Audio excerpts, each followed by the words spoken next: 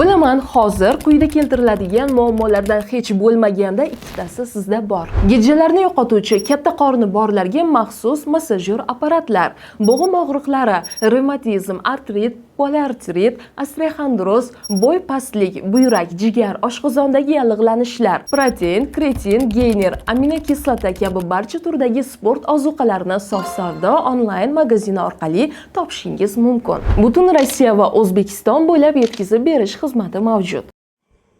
Assalomu alaykum aziz muxlis. Assalomu alaykum aziz muxlis. Kim Rossiyani qurol bilan ta'minlash uchun yirik zavod qurishni boshladi.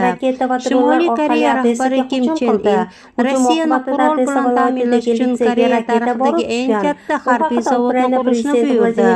U Xon shahri yaqinida joylashgan bo'ladi. Nashrning yozishicha, ulkan obyektning qurilishi allaqachon boshlangan va u mavjud mudofaa korxonasi yaqinida olib borilmoqda. Yangi ishlab chiqarish sexlari biri yonida inshootdan 2 barobar katta va mamlakatdagi eng yirik bo'lishi kutilmoqda. Bild ma'lumotlariga ko'ra, zavod mahsulotlari Shimoliy Koreya ehtiyojlari uchun emas, balki Rossiyaga eksport qilish uchun mo'ljallanmoqda. Joriy oy Kim Chen In artilleriya mashqlari va Koreya markaziy harbiy komissiyasi yig'ilishini o'tkazgan. Unda siyosiy va harbiy ahamiyatga ega yirik qurilish loyihalari hamda mudofaa sanoati va ilm-fan sohasidagi yangi dasturlar muhokama qilingan.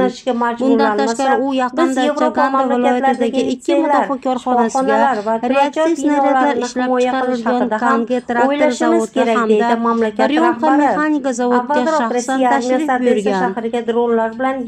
Moskva ehtimol quruqlikdan uchiriladigan ballistik raketalarga tayanmoqda.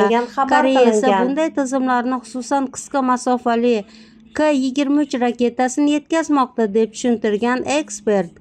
Ukraina razvedkasi xabariga ko'ra, Rossiya Shimoliy Koreyaga uzoq masofali kamikadze dronlarini ishlab chiqarishni o'rgata boshlagan. Qayd etish joizki, so'nggi 1 oy ichida Rossiya prezidenti Vladimir Putin 2 marotaba Xavfsizlik kengashi kotibi Sergey Shoyguni Shimoliy Koreyaga yuborgan.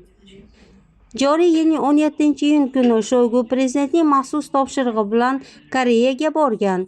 Rossiya Xavfsizlik kengashi matbuot xizmatining xabar berishicha, u yerda Shoygu Kim Chen In bilan Rossiya va Koreya o'rtasidagi har tomonlama hamkorlik shartnomasiga muvofiq uchrashuv o'tkazgan.